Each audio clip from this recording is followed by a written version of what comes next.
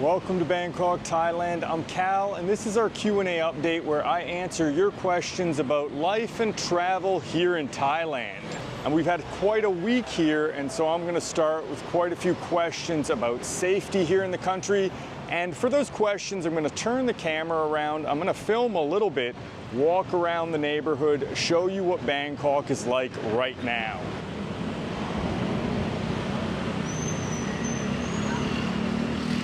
So as of now, Bangkok and major tourist attractions do remain safe for visitors. The conflict is localized near the Cambodian border only, which is several hundred kilometers from most of the major tourist attractions here in Thailand. That includes Bangkok, Chiang Mai even further away, Phuket, Pattaya, Koh Samui. These are all safe locations to visit. One important thing you need to be aware of is that Thailand has a huge military advantage in the conflict, especially when it comes to air power and mechanized forces. And in contrast, the Cambodian military is largely reliant on old Soviet-era artillery and a very under-equipped infantry. As you can see, you wouldn't actually know that there was a conflict going on if you were just walking around here in Bangkok. The streets are quite busy. It's actually a Sunday right now. It's a public holiday tomorrow. It's the King's birthday here in Thailand, and there will be smaller events. They've definitely scaled them back this year due to the conflict, but it means it's a long weekend, so it is a little bit quieter than it would be normally. People often leave Bangkok, they go back to their hometowns. We have a couple of questions about regional travel or travel between Thailand and Cambodia. So first up, we've got a question about air travel between the two countries, and second, about somebody who's visiting a friend, thinking about visiting the border area and then going to Cambodia. So as I mentioned already, you should avoid the border area altogether.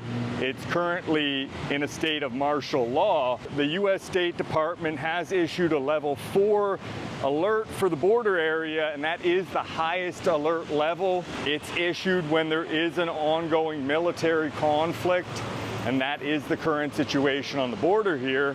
Now, the U.S. State Department alert applies to any area within 50 kilometers of the border, and the border is quite long. It's about 800 kilometers, and the Thai military has evacuated much of the civilian population. I don't know if you could actually get access to the border area, but I don't think that the Thai military is that keen on tourists traveling to the border, as it is now a military zone. So I would strongly recommend against any plans that have to do with the border. And if you're planning to travel regionally, flights are still operating between Thailand and Cambodia, but you may want to avoid traveling to Cambodia at this time. Thailand has a large military advantage in the conflict. Thus far, the Thai military has operated with restraint, focusing only on the border area, but they do have the capacity to hit targets anywhere inside Cambodia. And if the conflict escalates significantly, it's much riskier to be in Cambodia due to the difference in military capacity. So let's hope things settle down sooner rather than later, but I would advise against traveling to Cambodia at this time. So next up, we have some questions about life inside Thailand right now. Will there be changes arriving at the airport in the country? How about street patrols?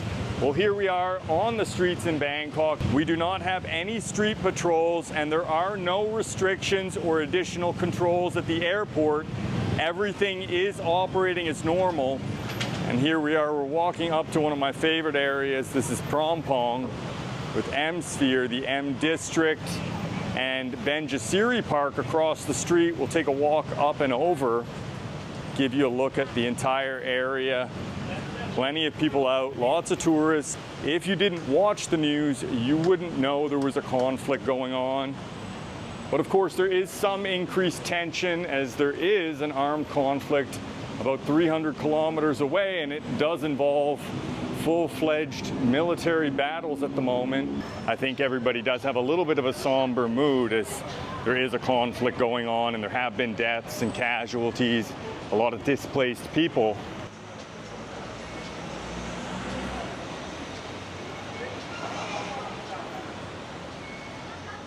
So how does this situation look to you? Do I think it will end in a few weeks? And what about rumors of a ceasefire? So personally, I do think there will be a resolution.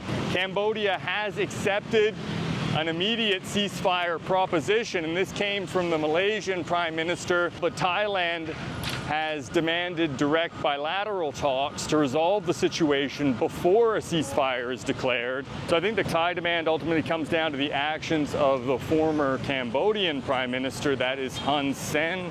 And there was an initial clash on May 28th. A Cambodian soldier was killed, and that's what set this whole situation in motion.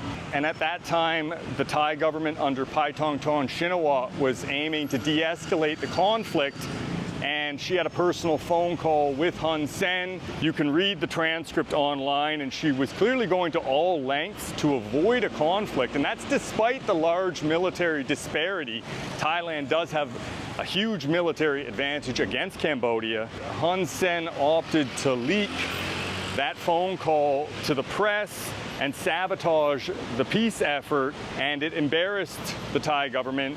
Paetongtarn Shinawatra was ultimately suspended by the Constitutional Court in Thailand, and that really broke trust with the Cambodian government, with Hun Sen in particular. But I don't think it'll last too long, as both countries do suffer significantly from any prolonged conflict. It'll be very damaging to Thailand's economy, public perceptions, and so I would anticipate that it will be resolved. All right, so that's it for our little walking tour today. I just wanted to bring you on a walk around Bangkok, show you the city, show you that things are functioning normally, everything is safe for travel, and answer your questions. Let me know in the comment section if you have any additional questions, and I'll see you next time.